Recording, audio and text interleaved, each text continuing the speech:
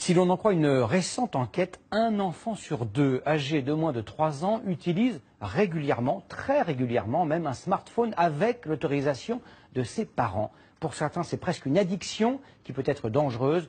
Comment préserver nos jeunes enfants? Réponse de Sylvie Pinatel et Yves Le Bacon. Hugo, on cherche?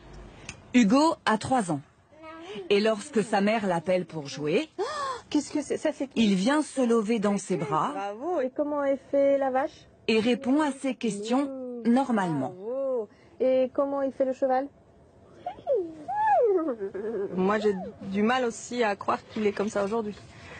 Parce que c'était très différent il y a encore 6 mois, 1 an. C'était un autre enfant. Ah, ils étaient cachés, Hugo. Ces images ont 6 mois et ont été tournées dans le cabinet d'une psychomotricienne. Hugo était alors un enfant dans sa bulle, Il est le chocolat. exposé aux écrans 3 à 4 heures par jour. Chocolat. Il ne parlait pas et le moindre contact physique l'indisposait. Coucou les bras. Toujours pas de regard dans les yeux. Qu'est-ce que vous faites, madame? Pourquoi vous faites ça? Même avec vous? Ah, même avec moi. Pour expliquer tous ces troubles, les médecins ont envisagé l'autisme. Personne ne songe alors aux écrans. C'est pourtant la thèse défendue par le docteur Ducanda et un collectif de médecins qui, dans cette vidéo, alertent autorités et parents contre les effets d'une surexposition aux écrans.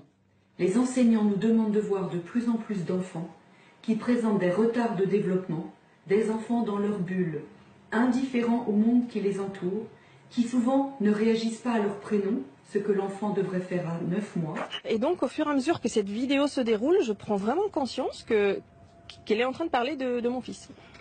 Et donc, on arrête les écrans. Je dis à mon mari, demain, c'est fini. 1 mois plus tard, la transformation est spectaculaire. Et lui, qui ne parlait pas, a appris 200 mots en 2 mois. C'est un gros cochon, ça. Ça, c'est quoi? Le cochon, papa. Et pour le docteur Ducanda, C'est impressionnant. cela ne fait aucun doute.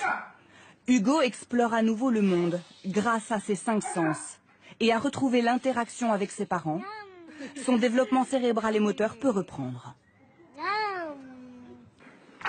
En fait, on a l'impression que la vie est entrée en lui. Voilà, c'est exactement ça. Les parents me disent, notre enfant se réveille. On a récupéré notre petit garçon, on a récupéré notre petite fille. Ce qui veut dire, et c'est très important, que ce n'est pas irréversible. Exactement, ce n'est pas de l'autisme classique, puisque les troubles sont complètement réversibles à l'arrêt des écrans. Il est dû à l'environnement, et quand on modifie l'environnement, l'enfant se met à se redévelopper normalement. Pour qu'il n'y ait d'ailleurs aucune confusion, d'autres médecins ailleurs dans le monde ont trouvé ce terme, l'autisme virtuel, virtual autism. C'est une prise de conscience qui touche aujourd'hui tous les pays concernés par la vague numérique.